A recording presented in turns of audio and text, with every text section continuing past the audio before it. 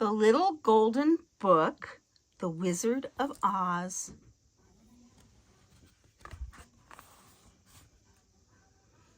Retold by Mary Carey. Based on the children's classic, The Wonderful Wizard of Oz by L. Frank Baum. Once there was a little girl named Dorothy who lived on a farm in Kansas. She lived with her Uncle Henry and her Auntie Em and her little dog Toto. Nothing very exciting happened on that farm until the day of the big wind. It was a wind called a tornado, and it came roaring across the fields, scattering haystacks and chicken coops and tree branches every which way.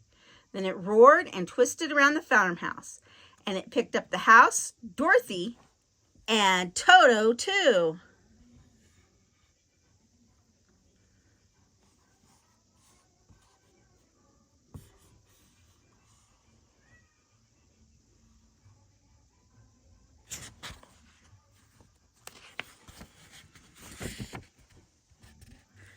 The wind carried the house high, high into the air. It carried the house far, far from Kansas. Then it set the house down with a soft whoomp. It set the house down in a place where there were green hills, sparkling blue streams, and, of all things, crowds of little strange people. "Welcome to Munchkin Land," said one little man to Dorothy. "Thank you," said Dorothy politely. "It's very pretty here, but how can I get home to Kansas? My Auntie Em and Uncle Henry will be worried about Toto and me." The little man never heard of Kansas. None of the little people had ever heard of Kansas. "My dear," said a nice old lady, "you must go to the Emerald City and ask Oz, the great wizard, how to get to Kansas. Oz is very wise and wonderful, and he will know about Kansas, if anyone does."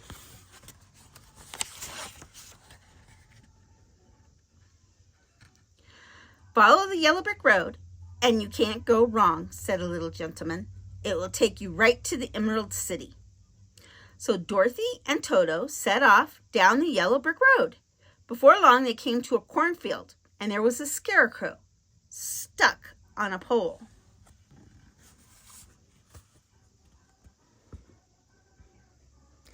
He was most unusual scarecrow.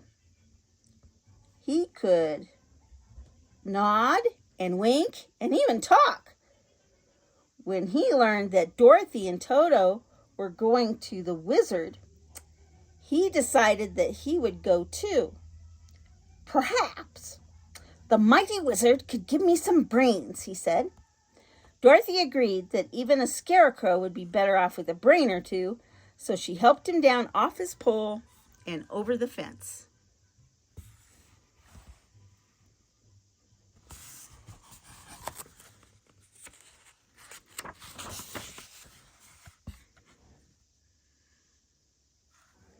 After a bit, Dorothy and Toto and the scarecrow saw beside the road a man who was made entirely of tin. He stood holding an axe, but he didn't speak and he didn't stir. "Why, he's all rusted," said Dorothy. She ran to a nearby cottage where she found an oil can. Then she oiled the Tin Woodman's joints very carefully.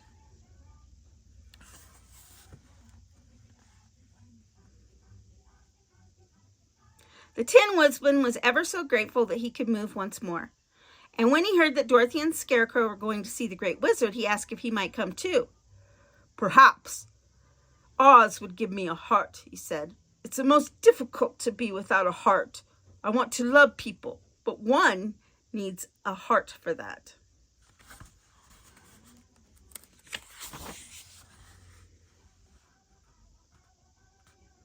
"I suppose one does," says Dorothy. "All right, come along with us. And let's take the oil can," said the Scarecrow. "We don't want you to rust again." So off they all went down the yellow brick road. Dorothy and Toto and the Scarecrow and the Tin Woodman, and of course, the oil can. Suddenly, there was a terrible roar, and a huge lion sprang onto the road, and he opened his enormous mouth and showed his sharp teeth. He seemed he wanted to gobble Toto up. "Don't you dare!" cried Dorothy, rushing at the lion and slapping him on the nose. The lion stopped roaring and began to cry. "Why, you're just a big coward," said Dorothy. "I know," sobbed the lion. "I can't help it. I was born this way." Dorothy and her friends felt so sorry for the wretched weeping lion, they invited him to come with them.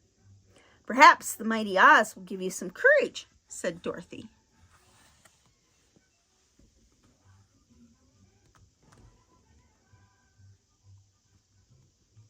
The Cowardly Lion wanted courage more than he wanted anything, so he's happy to journey to the Emerald City of Oz. As night was coming on, the travelers saw a great castle near the road. "Oh dear," the Cowardly Lion shivered. "Oh my, the Wicked Witch of the West lives here. Let's hide, quickly."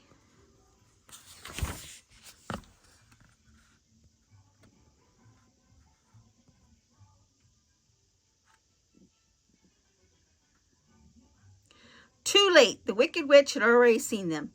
"Travelers, on the road!" she screeched. "The Tin Man and the Scarecrow are no use," she told the monkeys. "Destroy them, but bring the little girl and the dog and the lion to me."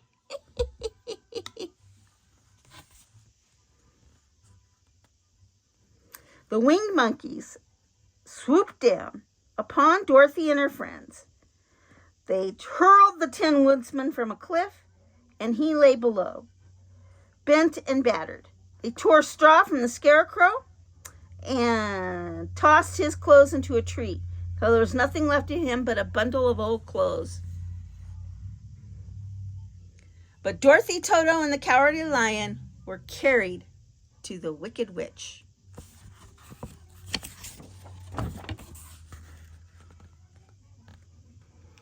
"You'll scrub my floors and wash my dishes," said the witch to Dorothy. "As for your lion, he'll pull my chariot." "I will not," said the Cowardly Lion, and he said it in a very brave way. "You will, or I'll put you in a cage," said the Wicked Witch.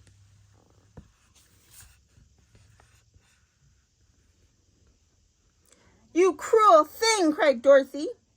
And though she was really a gentle girl, she picked up a bucket of water and threw it over on the witch. "Oh, oh!" screamed the witch. "Now look what you've done! You ruined me! I'm melting!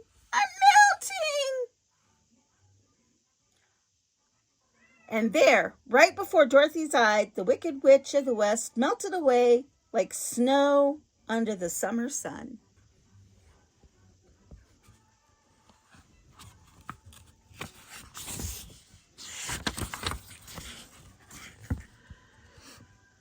Dorothy and Toto and the Cowardly Lion fled from that horrid castle. They quickly found Tin Woodsman.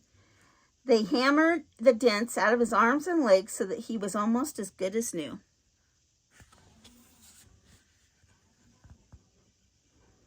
They found the Scarecrow's empty clothes and stuffed them with fresh straw. There was the Scarecrow again, whole and happy as ever.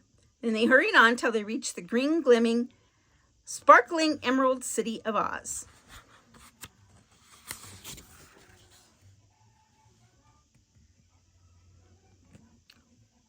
When the great Oz learned that the travelers at his gates had melted the Wicked Witch of the West, he consented to see them. He was not exactly what Dorothy had expected. He was a timid little man who hid behind his emerald throne when they first came in. However, he was also a wise little man. "You want a brain, do you?" he said to the Scarecrow. He took the straw out of the Scarecrow's head and put a big heap of pins and needles in its place. "Now you're bristling with good, sharp brains," he said. "Use them, and you'll be clever as can be." "The Scarecrow is clever already," whispered Dorothy. "I suspected as much," said the wizard. Then into the Tin Woodsman's chest The wizard put a pretty little heart made of red satin. The Tin Woodsman has been tender-hearted all along, said Dorothy. I imagine so, replied the wizard. The wizard then gave the Cowardly Lion a magic potion, and the lion gulped down every drop. When he finished, he roared louder than 3 lions. I feel so brave, he cried. You are already brave, the wizard told him. Courage means doing what's right, even if you feel afraid while you're doing it. Now, what about Dorothy and Kansas? Asked Dorothy. The great wizard smiled and took a pair of pretty silver slippers out of his pocket. These are magic, he said. Put them on and they'll take you wherever you want to go. So Dorothy put on the slippers, said goodbye to her friends, picked up Toto, and thought, Kansas, there's no place like home. There's no place like home. In a twinkling, the Emerald City was gone. Back she was in Kansas. Annie M. hugged her. Uncle Henry was wiping his eyes and laughing, and Toto was barking. She was home again. And all of the wonderful places she had been, home was the best place to be.